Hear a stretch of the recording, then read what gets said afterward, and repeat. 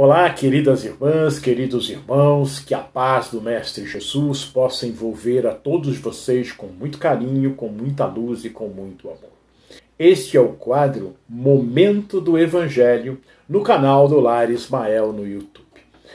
E hoje nós vamos estudar no capítulo 8º do Evangelho segundo o Espiritismo, Bem-aventurados os puros de coração, os itens 8, 9 e 10, verdadeira pureza e mãos não lavadas.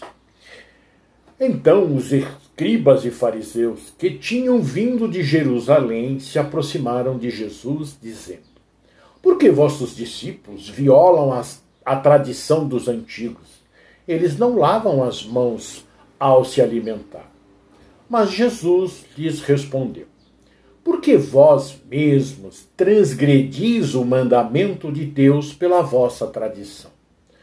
Porque disse Deus: honrai a teu pai e a tua mãe, e esse outro, que aquele que disser palavras ultrajantes a seu pai e a sua mãe, seja punido de morte. Mas vós dizeis: qualquer um que disser a seu pai ou a sua mãe, toda a oferta que faço a Deus te aproveitará a ti, terá satisfeito a lei. Pois é, certo de que ele não honrará a seu pai e a sua mãe. Então, conforme registrado em Mateus, no capítulo 15, versículo 4 e 6, Jesus identificou um exemplo de como os escribas e fariseus transgrediam um mandamento de Deus ao seguir estes costumes. Eles evitavam cumprir suas obrigações de cuidar dos pais idosos, declarando que seu dinheiro estava reservado como oferta a Deus, ou corbã. E nós fomos procurar o significado de corbã. E ele diz: oferta para o Senhor, qualquer coisa levada a Deus como oferenda. Por essa causa, então, tornou-se uma fórmula de dedicação a sagrados propósitos e um mero pretexto para escapar a certas obrigações. A lei honra teu pai e a tua mãe compreendia o dever de sustentar os pais se estes estivessem em necessidade. Mas se a palavra corban era pronunciada sobre os necessários meios de auxílio, já estes não era para os pais, pois isso era sacrossanto. Assim, a religião era posta contra a palavra de Deus pelos seus autorizados representantes, ou seja, os escribas e os fariseus, que eles dispensavam o indivíduo de fazer qualquer coisa em favor de seu pai ou de sua mãe. Mas o que Jesus condena não é simplesmente a aparência do voto, porque muitas vezes eles nem levavam esse dinheiro para a oferta do templo, né? Mas o próprio voto, porque desprezar os deveres de piedade filial em nome da religião é invalidar a palavra de Deus. Então, ao fazer isso, eles violavam o mandamento de honrar a seu pai e a sua mãe. Desta maneira, diz o Evangelho, tornastes inútil o mandamento de Deus pela vossa tradição. Hipócritas, profetizou bem Isaías quando diz: esse povo honra-me com os lábios, mas o seu coração está longe de mim. É em vão que eles me honram, ensinando as doutrinas e as leis que vêm dos homens. Aí, Jesus está mostrando que este povo e muitos de nós, não seguimos os mandamentos de Deus, seguindo os mandamentos do homem. Deixamos de fazer determinadas coisas para os nossos semelhantes, porque a lei humana que foi colocada dentro da lei de Deus, que não tem nada a ver com o que está escrito na lei de Deus, manda fazer uma outra coisa. Então Jesus chama-nos a atenção para verificarmos se estamos seguindo verdadeiramente a lei de Deus ou honrando a Deus simplesmente pela palavra, sem nenhum tipo de sentimento. Depois, tendo chamado o povo, lhes disse: não é o que entra pela boca o que torna imundo o homem, mas o que sai da boca do homem. Então, seus discípulos se aproximaram dele e lhe disseram: sabes que os fariseus, tendo ouvido o que acabas de falar, ficaram escandalizados? Mas ele respondeu: toda planta que o meu pai não plantou será arrancada pela raiz. Então, se nós não estamos seguindo a lei de Deus, estamos substituindo essa lei por leis que foram colocadas pelos homens a partir da sua interpretação, esta lei que foi colocada através da nossa interpretação, ou para benefício próprio, que muitas vezes isso é colocado dentro das religiões, esta planta não foi Deus quem plantou. Então, essa planta será arrancada pela raiz, porque a lei de Deus tem que ser cumprida dentro da sua pureza, aquilo que ele nos trouxe. Então, honrar pai e mãe, como exemplo aqui, nada substitui isso. Eu preciso antes socorrer a meu pai e minha mãe, que sejam os meus irmãos, aqueles que estão ali comigo. O que sobrar disso, eu dedico uma parte ao templo da minha religião. Mas eu não posso deixar de socorrer, de ter essa piedade para com aqueles que estão próximos, para dar aos outros como uma obrigação. Né? E Jesus então continua: deixai-os, são cegos conduzindo os cegos. Se um cego conduz o outro, caem ambos no barranco. E Pedro, tomando a palavra, disse-lhe: explica-nos esta parábola. Jesus, porém, disse: até vós estáis ainda sem entender? Ainda não compreendeis que tudo que entra pela boca desce para o ventre e é lançado fora? Mas o que sai do coração, isso contamina o homem. O que sai da boca parte do coração. E é isso que torna o homem imundo. É do coração que partem os maus pensamentos, os homicídios, os adultérios, as fornicações, os furtos, os falsos testemunhos, as blasfêmias e as calúnias. São estas coisas que tornam o homem imundo, e não comer sem lavar as mãos. Isso está em Mateus, no capítulo 15, versículo 20. Enquanto ele falava, um fariseu o convidou para jantar em sua casa. E Jesus, tendo ido até lá, sentou-se à mesa. Veja, Jesus não distinguia ninguém. Ele chamou os fariseus de hipócritas, né? Os fariseus e os escribas. Aí o fariseu resolveu convidá-lo para jantar. E Jesus foi tranquilamente. Nada de rotular as pessoas, porque um é evangélico, outro é católico, outro é espírita, o outro é hinduísta, o outro é muçulmano, o outro é maometano, o outro é...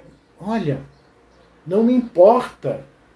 Nós somos todos irmãos. Jesus aqui está ensinando, e ele disse assim: eu não vim para os sãos. Eu não vim para o são, eu vim para o doente. E aí Jesus foi ao jantar na casa do fariseu. Mas só que o fariseu, que o convidou, começou a pensar: por que ele não lavou as mãos antes do jantar? Mas o Senhor lhe disse: fariseu, vós tendes enorme cuidado em limpar o que está fora do copo e do prato, mas o interior de vosso coração está cheio de rapina e maldade. Insensatos, aqueles que fez o que está fora, não fez também o que está dentro? Registrado isso em Lucas, no capítulo 11, versículo 37 a 40. Nós precisamos compreender bem essa lição, porque Jesus aqui, ele está dando uma lição moral. Evidentemente que os judeus, eles tinham, até por uma norma muito rigorosa, com a higiene. E nós, evidentemente, que temos que lavar as mãos antes das refeições. Agora, na pandemia, lavar as mãos, a cada momento nós precisamos estar ali, né, higienizando-nos para não pegarmos o vírus. E naquela época também, né, eles tinham essas normas, e era uma norma que ela tinha um caráter religioso, né? Até para que eles também não ficassem doentes. Não era isso que Jesus estava confrontando. Ele estava confrontando o que nós vamos ver daqui para frente. Veja só, Emmanuel, ele vai nos dizer, o verbo é criador. O ensinamento do mestre sobre o véu da letra consubstancia profunda advertência. Indispensável cuidar do coração como fonte emissora do verbo, para que não percamos a harmonia necessária à própria felicidade. O que sai do coração e da mente pela boca é força viva e palpitante, envolvendo a criatura para o bem ou para o mal, conforme a natureza da emissão. Aí nós vamos começar a compreender o que esse que sai da boca, sai do coração e sai da mente. São os nossos pensamentos. E eles podem envolver aqueles com quem nós estamos conversando, vivendo ou pensando, né, para o bem ou para o mal. Como é que estão os nossos pensamentos? Nós estamos com pensamentos positivos, pensamentos de amor, pensamentos de humildade, pensamento de fé, ou estamos com pensamentos de maldade?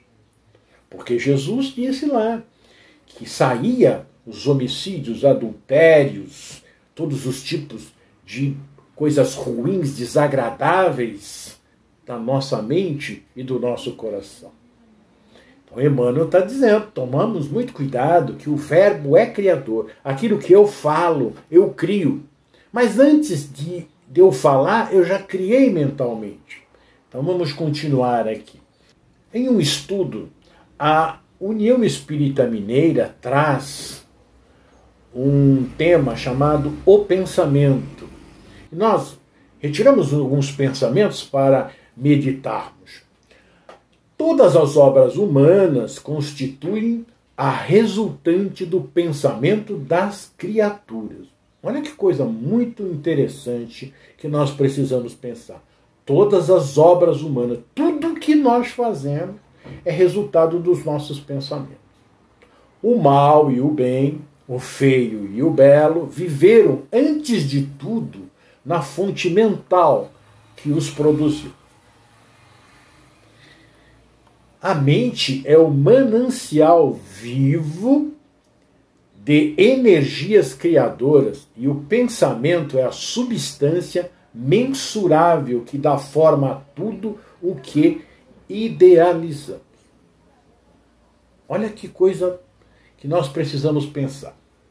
Tudo que nós idealizamos, tudo que nós construímos, ele está dizendo que foi feito através dos nossos pensamentos, tanto para o bem como para o mal. Na pergunta 89A do Livro dos Espíritos é a seguinte: o pensamento não é a própria alma que se transporta? Quando o pensamento está em alguma parte, a alma também aí está, visto que é a alma que pensa. O pensamento é um atributo. Jesus disse também que Onde estiver o teu tesouro, aí estará o teu coração. Está em Mateus, no capítulo 6, versículo 21. Pois onde estiver o seu tesouro, aí estará o seu coração. É o que ele está nos dizendo aqui. Nosso pensamento está aonde está o que eu sinto, o que eu quero. Continuando com Emmanuel, no livro Vinha de Luz, o Verbo Divino, na lição 97, ele diz: do íntimo dos tiranos, por esse processo, origina-se o movimento inicial da guerra, movimento destruidor que torna a fonte em que nasceu, lançando ruína e aniquilamento. Do coração dos maus, dos perversos e dos inconscientes, surgem com o poder verbalista os primórdios das quedas, dos crimes e das injustiças. Todavia, tais elementos perturbadores não se articulam debalde para os próprios autores, porque dia chegará em que colherão os frutos amargos da atividade infeliz a que deram impulso. Assim também, a alegria semeada por intermédio das palavras salutares e construtivas cresce e dá os seus resultados. O auxílio fraterno espalha benefícios íntimos, e o perfume do bem, ainda quando derramado sobre os ingratos, volta de ondas invisíveis a reconfortar a fronte que o emite.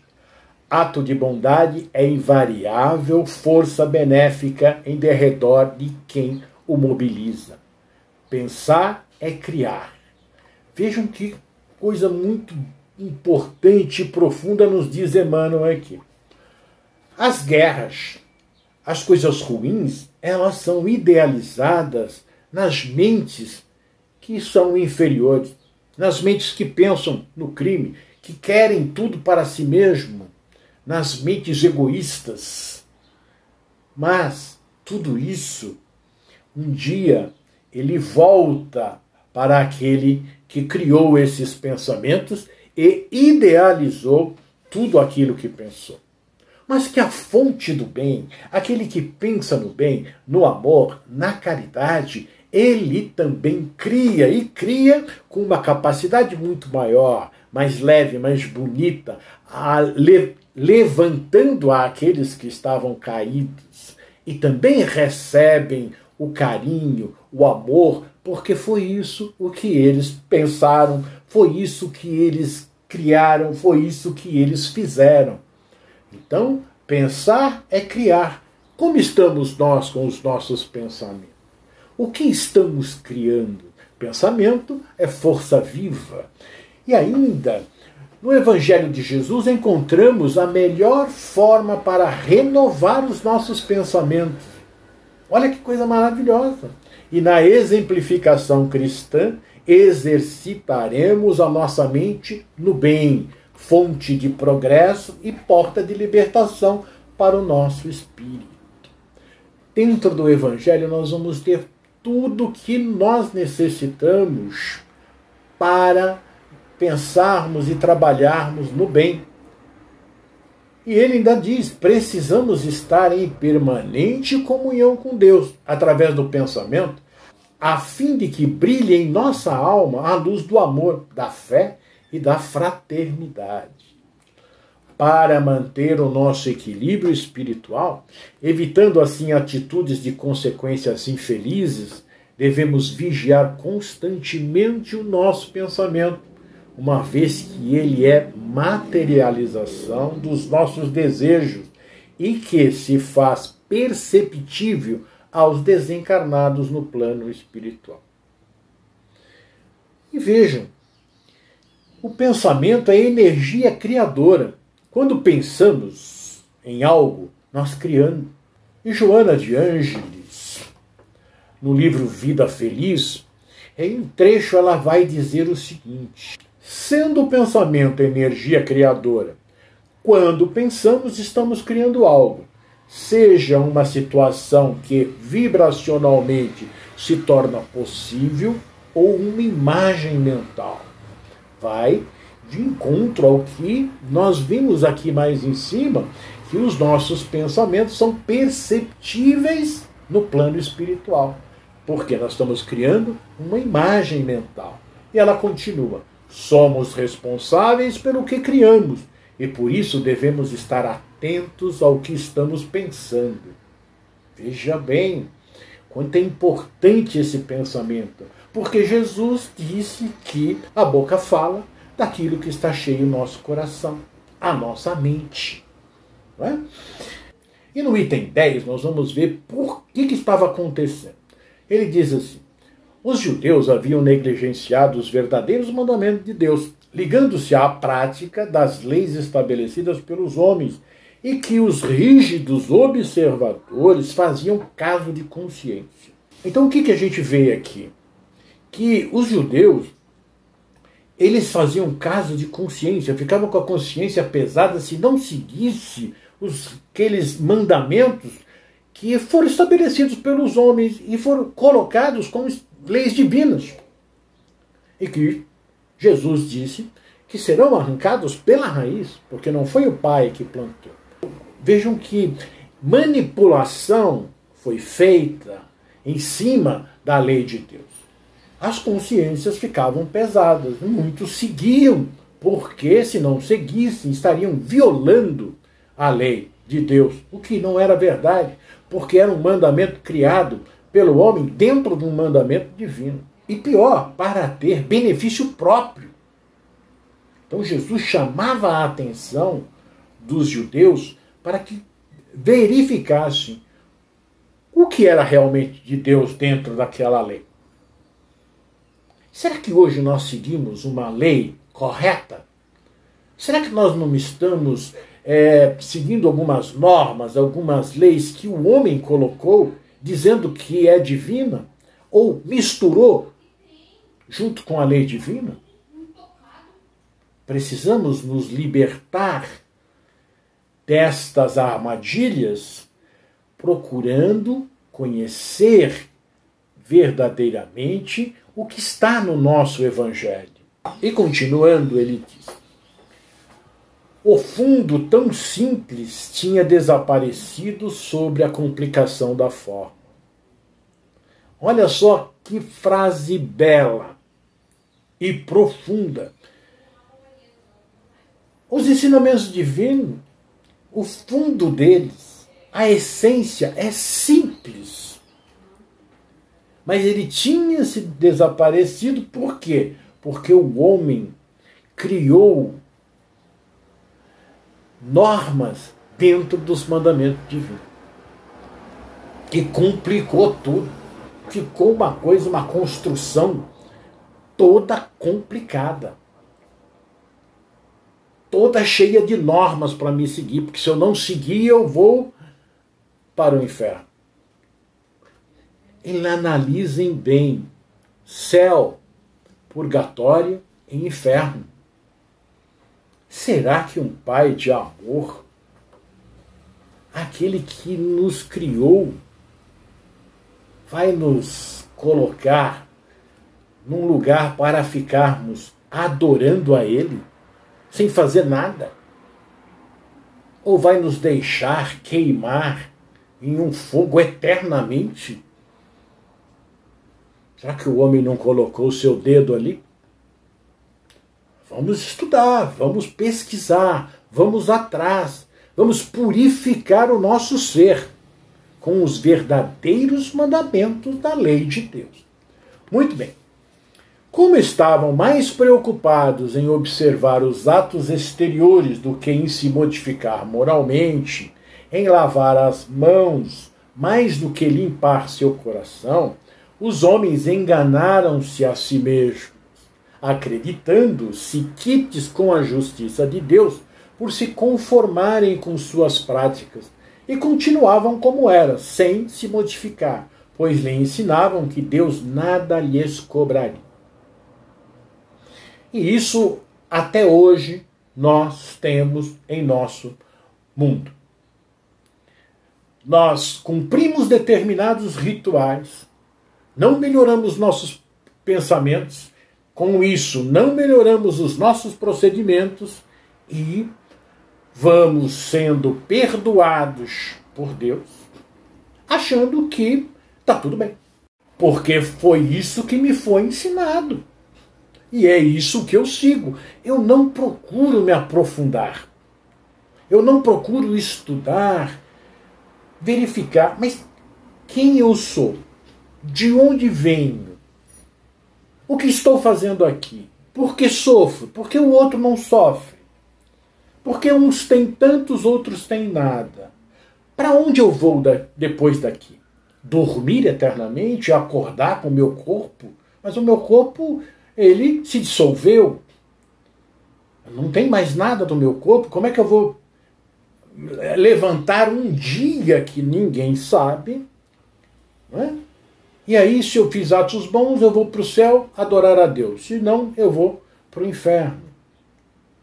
Nós precisamos ir questionando, buscando um entendimento racional para as nossas dúvidas.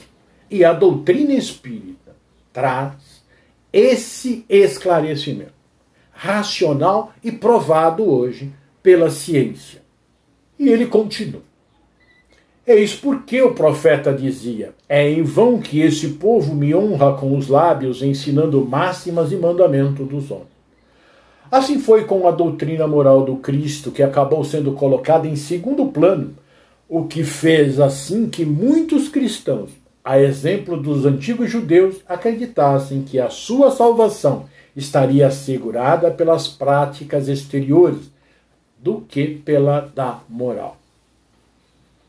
Se nós seguirmos esses mandamentos divinos, simplesmente fazendo atos exteriores, sem sentirmos a Deus, sem ajudarmos ao próximo como um ato de amor, e apenas frequentarmos determinada religião, vai para lá, volta para casa, não pensa, não estuda, não procura conhecer, nós vamos viver de atos exteriores, de ajoelharmos, de levantarmos as mãos para o céu, de fazermos orações com muitas palavras, como faziam os fariseus antigamente, nas praças, nas ruas, falando alto para que todo mundo visse, mas nós não estaremos unidos a Deus pelo sentimento. É isso que Deus quer, que nós façamos um link com Ele, que estejamos ligados a Ele, que conversemos com Ele todos os dias e na hora em que nós quisermos, não tem uma hora certa para falarmos com Deus, e falarmos abertamente das nossas necessidades, pedirmos orientação e vamos receber essas orientações e vamos seguir melhor, mudando o nosso comportamento moral, fazendo ao outro o que gostaríamos de que fosse feito conosco. E continua no Evangelho. É a esses acréscimos que os homens fizeram na lei de Deus que Jesus se refere quando diz: toda planta que meu Pai não plantou será arrancada pela raiz. A finalidade da religião é conduzir o homem a Deus, mas o homem não chegará a Deus enquanto não se fizer perfeito. Portanto, toda religião que não torna o homem melhor não atende a esta finalidade. A religião na qual se crê poder apoiar-se para fazer o mal, ou é falsa ou é falseada em seu princípio. Este é o resultado a que chegam todas aquelas em que a forma supera o fundo. A crença na eficácia dos símbolos exteriores é nula se ela não impede assassinatos, adultério, expoliações, calúnias e prejudica o seu próximo. Ela cria supersticiosos, hipócritas e fanáticos, mas não o homem de bem. Portanto, não basta ter a aparência da pureza, é preciso, antes de tudo, ter pureza no coração. Quando ele nos diz que a finalidade da religião é tornar o homem melhor,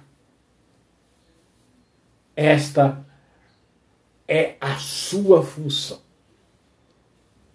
Não importa o rótulo que ela tenha, não importa a sua nomenclatura, se ela torna o homem melhor, se ele passa a seguir a lei de Deus, praticando a lei de justiça, amor e caridade, é uma grande religião.